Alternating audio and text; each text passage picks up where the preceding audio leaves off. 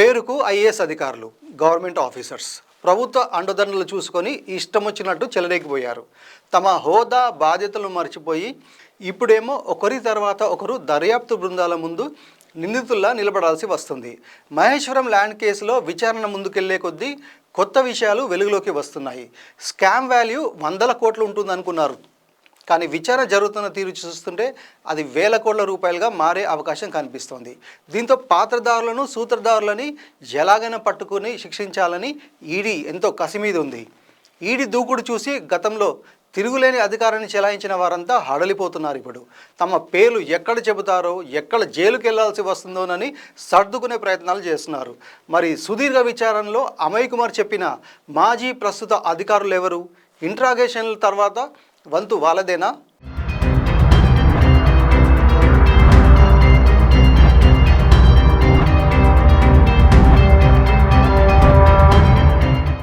Maheshwaram land case దర్యాప్తు చేపట్టిన ED ముందు ఒకరి తర్వాత ఒకరుగా విచారణకు క్యూ కడుతున్నారు. ఇప్పటికే ఎంఆర్ఓ ఆర్పి జ్యోతి, ఐఏఎస్ ఆఫీసర్, మాజీ కలెక్టర్ అమోయ్ కుమార్ల స్టేట్మెంట్ను రికార్డ్ చేసిన ఈడీ మాజీ ఆర్డీఓ వెంకటాచారికి కూడా సమన్లు జారీ చేసింది. ల్యాండ్ స్కామ్లో నవంబర్ 7న తమ ముందు విచారణకు హాజరవ్వాలని నోటీసులో స్పష్టం చేసింది ఈడీ. ఎంఆర్ఓ జ్యోతి, మాజీ కలెక్టర్ అమోయ్ కుమార్ తర్వాత ఈడీ సమన్లు జారీ చేసిన మూడో అధికారి వెంకటాచారి. గతంలో మహేశ్వరం ఆర్డీఓగా పనిచేసిన వెంకటాచారి మీద ఎప్పటినుంచో అవినీతి ఆరోపణలు ఉన్నాయి. పైగా నాగారం భూ బదలాయింపుల సమయంలో ఈయనే ఆర్డీఓగా వ్యవహరించారు. ఎంఆర్ఓ జ్యోతి ఇచ్చిన సమాచారం ఆధారంగా అమోయ్ కుమార్ను ఎంక్వైరీకి పిలిచిన ఈడీ అమోయ్ను సుదీర్ఘంగా ప్రశ్నించింది. వీళ్ళిద్దరి తర్వాత ఆర్డీఓ వెంకటాచారిని విచారణకు రమ్మనడంతో ఉత్కంఠగా మారింది. అదే సమయంలో అమోయ్ కుమార్ విచారణ సమయంలో కొంతమంది సీనియర్ అధికారుల పేర్లు చెప్పారనే ప్రచారం జరుగుతోంది. మాజీ కలెక్టర్ ఇచ్చిన సమాచారం ఆధారంగా మాజీ జాయింట్ కలెక్టర్ ఎస్ హరీష్, అప్పటి భూ పరిపాలనా ప్రధాన కమిషనర్ని కూడా ఈడీ ఇంటరాగేట్ చేసే అవకాశముందంటున్నారు. సీసీఎల్ఏ పదవిని గతంలో ఐఏఎస్ ఆఫీసర్లు నవీన్ మిట్టల్, మాజీ ప్రధాన కార్యదర్శి సోమేష్ కుమార్ నిర్వహించారు. అందుకే ఈ కేసు ఎప్పుడు ఏ మలుపు తీసుకుంటుందోననే ఆసక్తి నెలకొంది.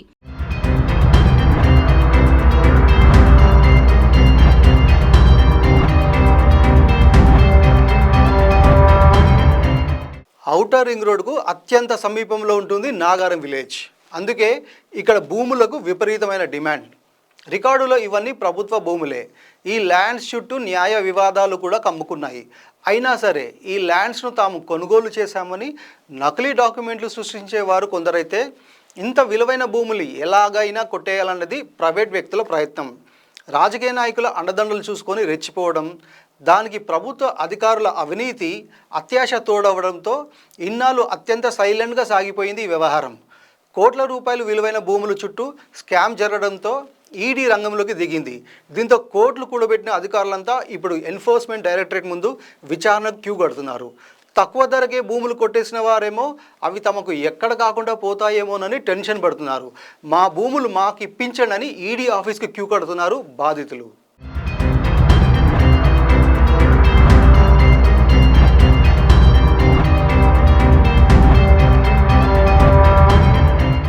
మహేశ్వరం మండలం నాగారం గ్రామ పంచాయతీ పరిధిలో 50 ఎకరాల భూదాన్ భూముల చుట్టూ నడుస్తోంది వివాదం. సర్వే నంబర్ 181, 182లోని 102.2 ఎకరాల భూమి డిస్ప్యూట్లో ఉంది.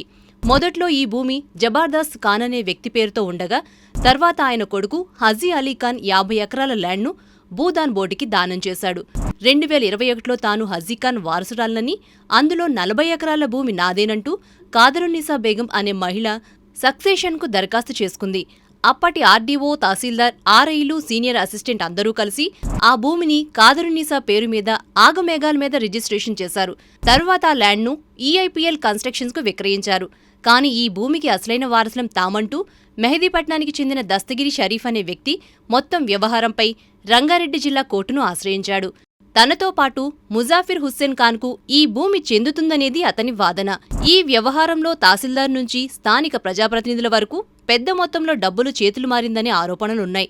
దీంతో మహేశ్వరం పిఎస్లో రిజిస్టర్ అయిన ఎఫ్ఐఆర్ ఆధారంగా విజిలెన్స్ అధికారులు దర్యాప్తు చేపట్టగా మనీ లాండరింగ్ కావడంతో తర్వాత ఈడీ రంగంలోకి దిగింది.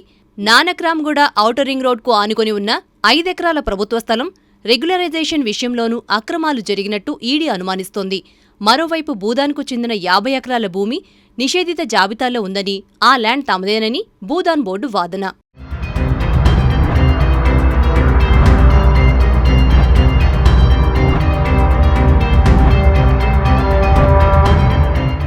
నాగారం భూ వివాదం ఎప్పటినుంచో నలుగుతున్నప్పటికీ IAS officer Amoy Kumar ED ఎదుట విచారణకు హాజరవడంతో భూదాన్ భూముల వ్యవహారం మరోసారి హైలైట్ అయింది. అమోయ్ కుమార్ గతంలో మేడ్చల్ మల్కాజ్గిరి, రంగారెడ్డి కలెక్టర్గా, ప్రభుత్వ జాయింట్ సెక్రటరీగా పనిచేశారు. ప్రస్తుతం పశుసంవర్ధక శాఖ, dairy development and fisheries joint సెక్రటరీగా విధులు నిర్వర్తిస్తున్నారు. అయితే ఈ మాజీ కలెక్టర్ అవినీతి చిట్టా చిన్నదేమీ కాదంటున్నారు బాధితులు. పేరుకే ఐఏఎస్ ఆఫీసర్ కానీ ఫక్తూ ల్యాండ్ మాఫియా లీడర్గా ప్రవర్తించారనే ఆరోపణలు మూటగట్టుకుంటున్నాడీయన. ముఖ్యంగా రంగారెడ్డి కలెక్టర్గా ఉన్న సమయంలో అక్కడి రైతులను బెదిరించి అక్రమంగా వారి నుంచి విలువైన భూములు లాక్కున్నారని ఆ ప్రాంత రైతులు ఇప్పటికే రెవెన్యూ అధికారులు పోలీసులకు కంప్లైంట్ చేశారు.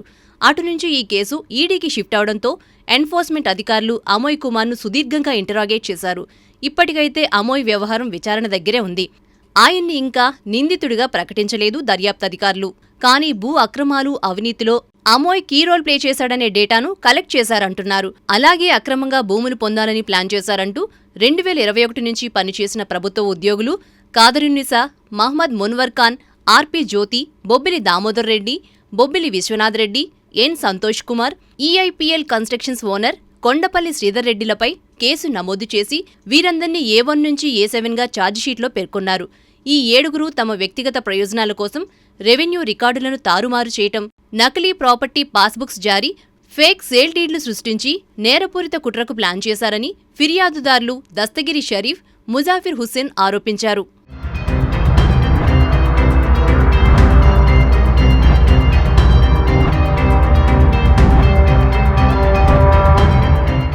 విచారణ జరుగుతున్న తీరు చూస్తుంటే ముందు అన్ని సంచలనాలే ఉండొచ్చంటున్నారు.